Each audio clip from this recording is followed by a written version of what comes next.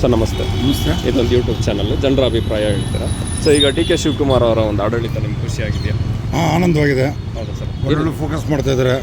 ಸಿಟಿಯೆಲ್ಲ ಸಿಕ್ಕಾಪಟ್ಟೆ ಇಂಪ್ರೂವ್ಮೆಂಟ್ ಮಾಡಬೇಕು, ರೈತರ ಬಗ್ಗೆ ಕಾಳಜಿ ಪ್ರತಿಯೊಂದು ಇದೆ. ಹೋಪ್ಸ್ ಇದೆ, ಒಳ್ಳೆ ಕೆಲಸ ಮಾಡ್ತಾರೆ, ನಮ್ಮ ರಾಜ್ಯ ಪ್ರಗತಿ ಮಾಡುತ್ತೆ, ನಾವು ಸ್ಟ್ರಾಂಗ್ ಆಗ್ತೀವಿ ಅನ್ನೋದು ಒಂದು ಸ್ಟ್ರಾಂಗ್ ಹೋಪ್ ಇದೆ. ಮಾಡ್ತಾರೆ ಮೀನ್ಸ್ ಯಾವ್ಯಾವ ಅವ್ರಿಗೆ ಮಾಡಿರೋ ಕೆಲಸ ಕಾರ್ಯಗಳಲ್ಲಿ ನಿಮಗೆ ಇದರ ಒಂದು ಓಕೆ ಇವರು ಮಾಡ್ಬೋದು ಜನಕ್ಕೆ ಅನ್ನೋ ಒಂದು ಐಡಿಯಾಲಜಿ? ಅವರು ಸಿಕ್ಕಾಪಟ್ಟೆ ಡೈನಮಿಕ್, ಮೊದಲಿಂದನೂ ಕೂಡ ಅಷ್ಟೇ, ಯಾವಾಗಲೂ ಡೈನಮಿಕ್ ಆಗಿ ಕೆಲಸ ಮಾಡೋದವರು. ಅವ್ರು ಏನೇ ತೀರ್ಮಾನ ತೊಗೊಂಡ್ರು ಎಲ್ಲ ಸಾರ್ವಜನಿಕರು ಎಲ್ಲರ ಅನುಕೂಲದಿಂದನೂ ಎಲ್ಲ ದೃಷ್ಟಿಯಿಂದ ತೊಗೊಂಡು ಮಾಡಿದ್ದಾರೆ. ಅದರಿಂದ ವಿಲ್ ಡು ಇಟ್. ಸೊ ಈಗ ಅವ್ರು ಬಂದ್ಬಿಟ್ಟು ಸ್ಪೆಸಿಫಿಕ್ ಆಗಿ ನೀವು ಹೇಳ್ದಂಗೆ ಡೆವಲಪ್ಮೆಂಟ್ ಆಗಿ ವಿಲೇಜ್ ಈ ಥರ ಹಳ್ಳಿಗಳಲ್ಲಿರೋ ನಮಗೂ ಡೆವಲಪ್ಮೆಂಟ್ ಆಗುತ್ತಾ? ಆಗಿಲ್ಲ ಅಂದರೆ ಏನು ಹೇಳೋದು ಮಲ್ಟಿನ್ಯಾಷನಲ್ ಕಂಪನಿ ಆ ಥರ ಎಲ್ಲ ಡೆವಲಪ್ಮೆಂಟ್? ಇಲ್ಲ ಆ ಥರ ಏನಿಲ್ಲ, ಸಮಗ್ರವಾಗಿ ಮಾಡ್ತಾರೆ, ಎಲ್ಲ ದೃಷ್ಟಿಯಿಂದನೂ ಮಾಡ್ತಾರೆ, ಪ್ರತಿಯೊಂದು ಕೋಣದಿಂದ ಮಾಡ್ತಾರೆ. ಫಾರ್ ಎಕ್ಸಾಂಪಲ್ ಇವಾಗ ಮೇಕೆದಾಟು ತಗೊಳ್ಳಿ, ಎಲ್ಲರ ಹಿತಕ್ಕೋಸ್ಕರ ಮಾಡ್ತಾ ಇದ್ದಾರೆ. ಆಮೇಲೆ ಹಳ್ಳಿಗಳ ಕಡೆನೂ ಮಾಡ್ತಾರೆ, ಆಮೇಲೆ ಅರ್ಬನ್ನೂ ಮಾಡ್ತಾರೆ, ಎಲ್ಲ ದೃಷ್ಟಿಯಿಂದನೂ ಮಾಡ್ತಾರೆ. ಅದ್ರ ಬಗ್ಗೆ ಏನೂ ಸಂಶಯ ಇಲ್ಲ. ಅವರು ಬರೀ ಒಂದೇ ವರ್ಗಕ್ಕೆ ಮಾಡ್ತಾರೆ, ಇಲ್ಲ ಒಬ್ಬರಿಗೆ ಮಾಡ್ತಾರೆ, ಆ ಥರದ್ದು ಏನೂ ಇಲ್ಲ. ಅವ್ರು ಎಲ್ರಿಗೂ ಮಾಡ್ತಾರೆ.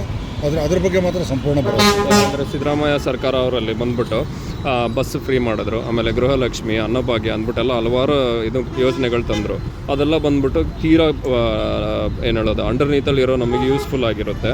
ಅದಾದಮೇಲೆ ಬಂದ್ಬಿಟ್ಟು ಎಜುಕೇಷನ್ ವೈಸಾಗಿ ಸಪೋರ್ಟಿವ್ ಆಗಿರುತ್ತೆ. ಆದರೆ ಡೆವಲಪ್ಮೆಂಟ್ ಆಗಿ ಓವರಾಲ್ ಆಗಿ ಇವಾಗ ಎಷ್ಟೊಂದು ಡೆವಲಪ್ಮೆಂಟ್ ಆಗಿದೆ, ಅದ್ರ ಬಗ್ಗೆ ಅವ್ರು ಮುಂದೆ ತರಲಿಲ್ಲ ಅನ್ನಿಸ್ತೀನಿ.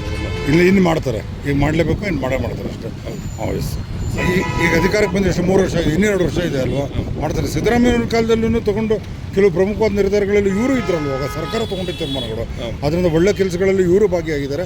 ಇನ್ನು ಮುಂದೆ ಮಾಡ್ತಾರೆ, ಅದ್ರ ಬಗ್ಗೆ ಗ್ಯಾರಂಟಿ. ಸಿದ್ದರಾಮಯ್ಯ ಅವ್ರು ಮಾಡಿದ್ರಲ್ಲಿ ಯಾವ್ದು ಒಳ್ಳೇದು ಅನ್ನಿಸ್ತದೆ ನಿಮಗೆ? ಆ ಯೋಜನೆಗಳೆಲ್ಲ ಕೊಟ್ಟಿದ್ದು ಒಳ್ಳೇದಿತ್ತು.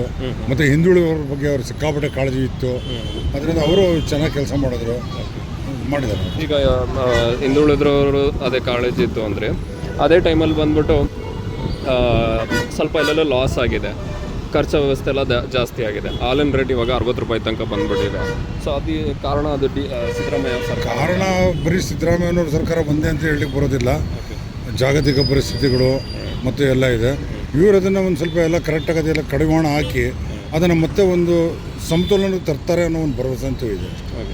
ಸಮತೋಲನ ಹೇಗೆ ತರ್ಬೋದು ಸರ್? ಇವಾಗ ಬಸ್ ಫ್ರೀ ಮಾಡಿಬಿಟ್ಟವ್ರೆ, ಈ ಆಲ್ರೆಡಿ ಲಾಸಲ್ಲಿದೆ ಅಂತ ಎಲ್ಲೋ ಅನ್ನಿಸ್ತದೆ. ಹೌದು, ಕೆಲವೊಂದು ಬಜೆಟಲ್ಲಿ ಅವ್ರು ಮಾಡ್ಕೋಬೇಕಷ್ಟೇ.